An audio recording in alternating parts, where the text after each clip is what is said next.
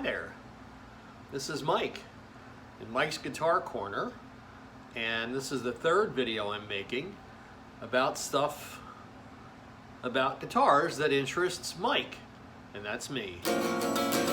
And I'm hoping to make some things that are useful and things that you can use and things that you might find entertaining. I don't know. Playing guitar is my hobby, as we've talked about before. It is something that I do and I get great enjoyment out of. And what I have done is gone back and played lots of the music that I grew up hearing.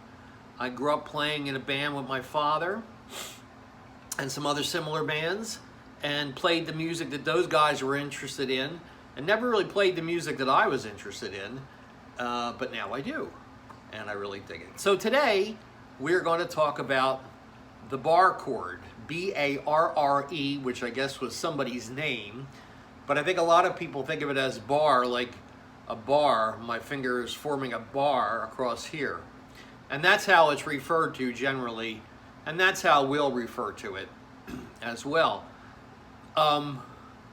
These are my almost 63-year-old hands, and I have learned to form bar chords with these fingers. And I gotta tell you, if I can do it, you can do it. You can do it. You can do it. Forming the bar chord, the idea is that you are taking your index finger and you're laying it across a fret like that, so that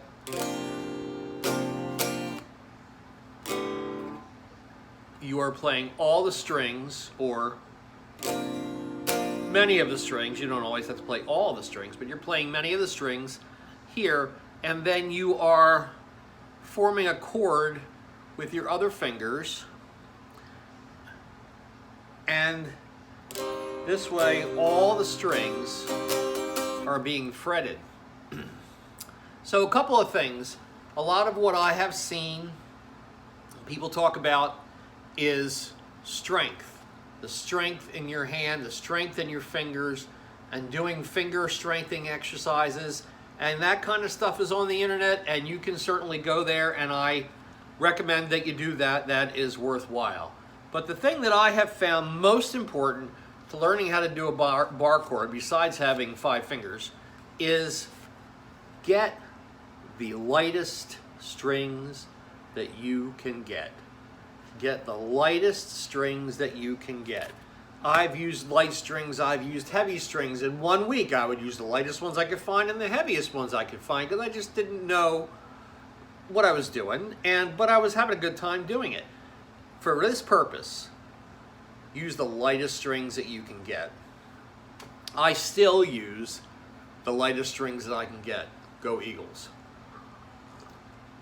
Yes, I live in Texas, but I am an Eagles fan. Okay, so the first thing about the bar chord is the chord itself. Generally, it's a 3-string chord, usually in the shape of the A minor or the E. So if you're accustomed to using the index finger, get unaccustomed to do that.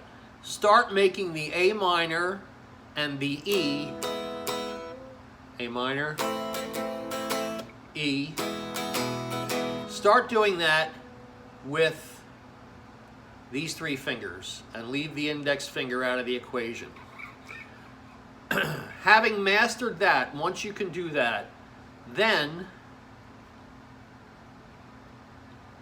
form an A minor on the 2nd and 3rd frets and lay your index finger across that 1st fret. And the idea is that you want to get it as close as you can to that fret wire. You want to get right up on it, okay? But before you put that finger across, first form the chord, then put the finger across. So with this chord formed,